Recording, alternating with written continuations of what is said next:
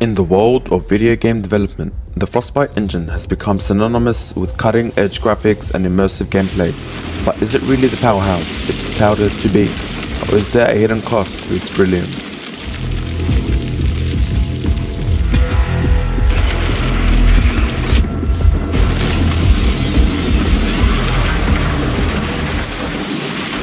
The Frostbite engine's journey began in the mid-2000s with DICE, the Swedish game developer known for the Battlefield series.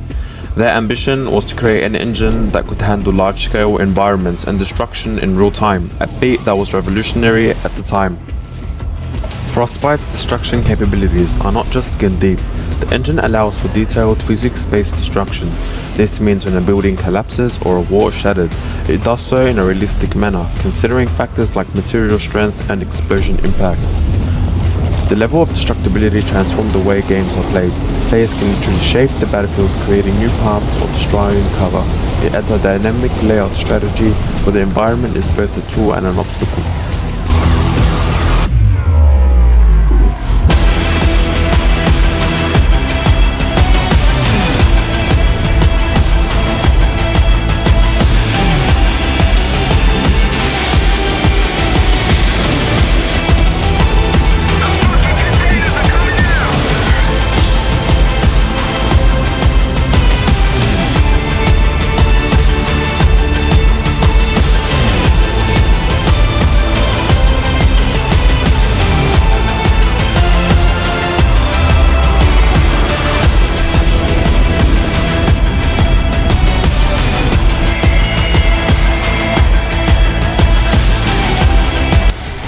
Battlefield became the poster child for Frostbite's capabilities.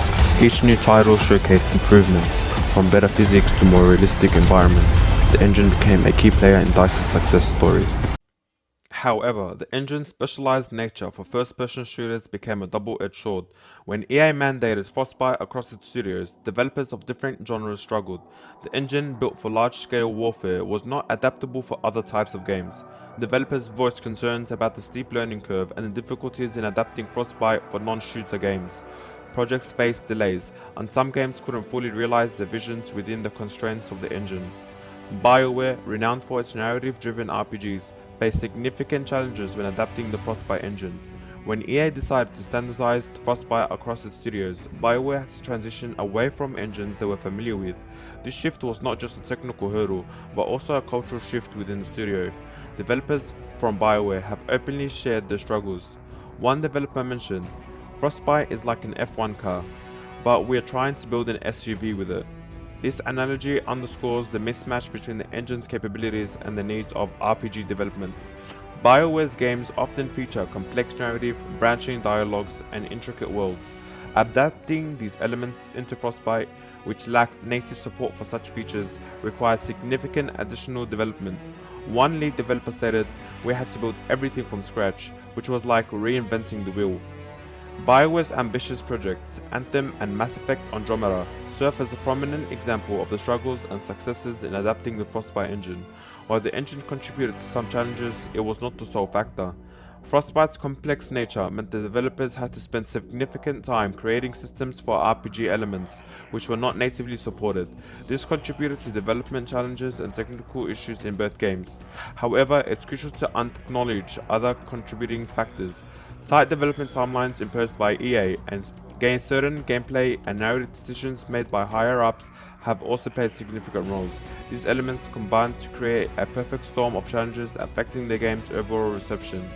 Despite these issues, both Anthem and Mass Effect Andromeda showcased the Frostbite engine's strengths. The combat mechanics were fluid and engaging, while the world design was nothing short of stunning.